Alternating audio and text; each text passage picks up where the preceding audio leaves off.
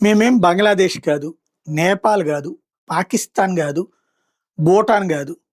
మీ ఇష్టం వచ్చినట్టు నడిపితే నడుచుకోవడానికి అన్నటువంటి సందేశం ప్రపంచంలోనే అతిపెద్ద ప్రజాస్వామ్య దేశమైనటువంటి భారతదేశం తరపున నరేంద్ర మోడీ ప్రపంచంలోనే వామపక్షాలకు సంబంధించినటువంటి అతిపెద్ద దేశమైనటువంటి రష్యాతో చర్చల సందర్భంగా ట్రంప్‌కి ఇచ్చినటువంటి సందేశం.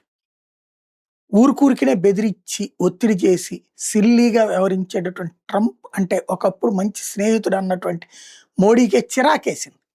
తన స్వార్థం కోసం అనేకంటే తన దేశపు స్వార్థం తనకుంటే, ఎదుటి దేశపు స్వార్థం ఎదుటోళ్ళకి కూడా ఉంటది గదా! ఆ మాత్రం పట్టకుండా అదేదో సార్వభౌమాధికారం అంతా ఆళ్ళ చేతుల్లో ఉన్నట్టు, అదేదో పాత రోజుల్లో ఉన్నట్టు చక్రవర్తి తరహా బిల్డప్ ఇస్తానంటే అంగీకరించే మనస్తత్వం భారత చక్రవర్తికి లేదు. ఈయన భారత చక్రవర్తి ఓ రకంగా. శివాజీ కిందన కొలుస్తున్నారు ఇప్పుడు వాళ్ళ అభిమానులు. అలాంటి మనిషి పుతిన్‌ని పక్కన బెట్టుకొని ట్రంప్‌కి ఇచ్చినటువంటి సందేశం ఏంటంటే, నీ ఎనకాల పడి బతిమిలాడే దేశం గాదు భారత్ అని.